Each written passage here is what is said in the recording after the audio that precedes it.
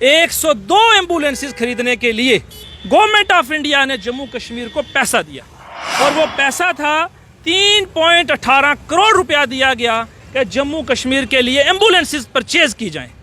लेकिन किसी ने परवाह नहीं की आशीष भाई, और वो 102 एम्बुलेंसेस किसी ने परचेज नहीं की। ये CAG की रिपोर्ट पहला बड़ा खुलासा कर 18,000 रुपया एम्बुलेंस लेती है GMC जम्मू से नारायणा तक, और 50,000 रुपया वेंटिलेटर वाली एम्बुलेंस का रेट है नारायणा से अगर आपने किसी पेशेंट को दिल्ली शिफ्ट किया। जो सप्लाई इन्होंने देनी थी डिपार्टमेंट को, मेडिकल सप्लाई, दवाइयाँ बेचनी थी, उस दवाइयों को 7 बिडर ने उसमें पार्टिसिपेट किया, लेकिन इन्होंने सबसे लास्ट वाले को उठा के उसको वो बिड दी कि आप सप्लाई करेंगे, जिसमें 7.92 करोड़ रुपए का नुकसान हुआ। क्या वजह रही कि हमारे जो सुपर स्पेशलिटी हॉस्पिटल्स हैं उनको क्यों नहीं फुली एस्टेब्लिश किया गया?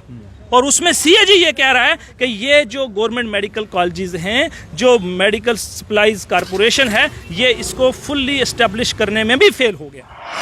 857 करोड़ रुपया दिया गया।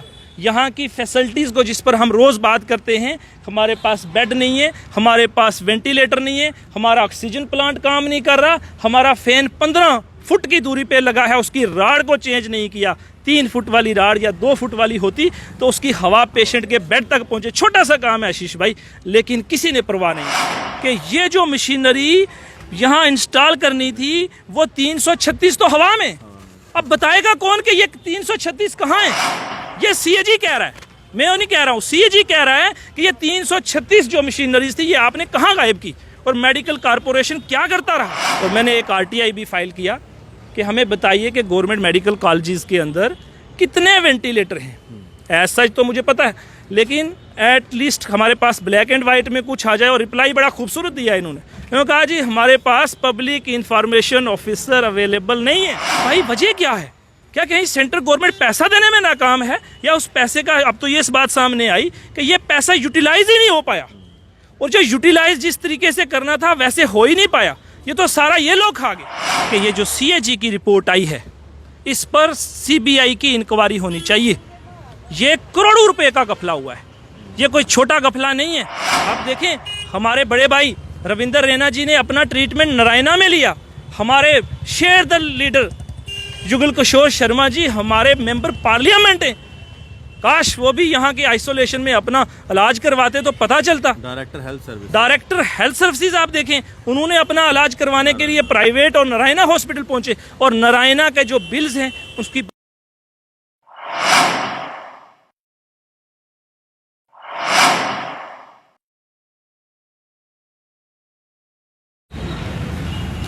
इस वक्त मैं गवर्नमेंट मेडिकल कॉलेज बख्शीनगर में हूं, और लगातार जो हम लोग गवर्नमेंट मेडिकल कॉलेज की जो खामियां हैं आपके सामने ला रहे हैं, क्योंकि इस टाइम सबसे इम्पॉर्टेंट चीज़ है एक इंसान की हेल्थ। इस टाइम सबसे इम्पॉर्टेंट है बाकी सारी चीज़ों को छोड़कर कि हॉस्पिटल क्या क्या सुविधाएं आम लोगों को तक पहुंचा रहा है, क्योंकि लगातार कोरोना वायरस के केस बढ़ रहे हैं, लगातार लोगों की मृत्यु हो रही है, वेंटिलेटर्स लोगों को नहीं मिल रहे हैं, ऑक्सीजन सप्लाई पूरी नहीं मिल पा रही है, दवाइयाँ हॉस्पिटल के अंदर से नहीं मिलती, हॉस्पिटल के बाहर से मिलती हैं।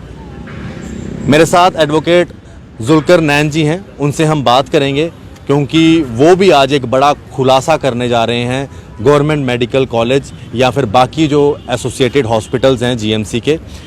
जुल्कर जी, आपका बहुत बहुत स्वागत है।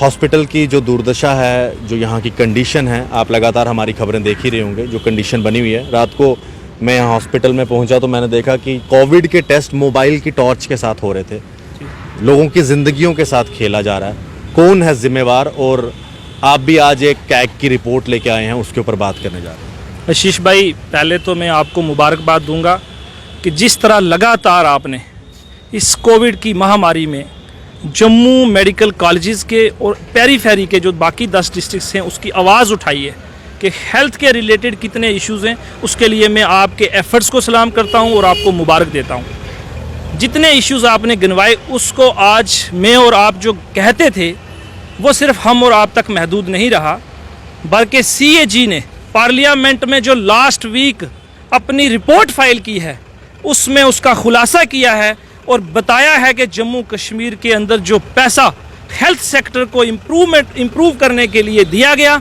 उसके साथ क्या क्या हुआ वो मैं और आप आज आपके साथ में सीएजी की रिपोर्ट शेयर करूंगा, जो बहुत ही इंपॉर्टेंट रिपोर्ट है और जो पार्लियामेंट में लास्ट वीक शेयर की गई। आशीष भाई, सबसे पहली बात इस रिपोर्ट ने ये बताया, सीएजी की रिपोर्ट ने, कि ये सीएजी की रिपोर्ट जो है 2017 और 18 की है।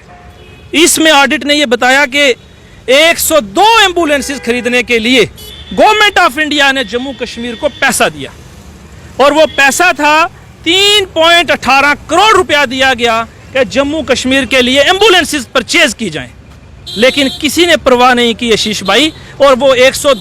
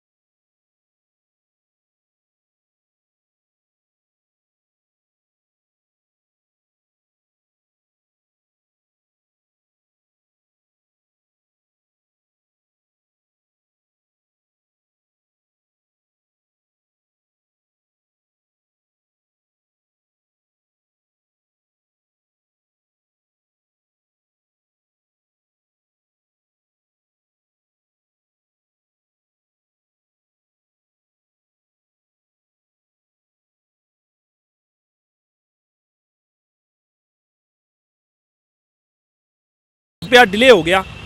जो सप्लाई इन्होंने देनी थी डिपार्टमेंट को, मेडिकल सप्लाई, दवाइयाँ बेचनी थी, उस दवाइयों को 7 बिडर ने उसमें पार्टिसिपेट किया, लेकिन इन्होंने सबसे लास्ट वाले को उठा के उसको वो बिड दी कि आप सप्लाई करेंगे, जिसमें 7.92 करोड़ रुपए का नुकसान हुआ।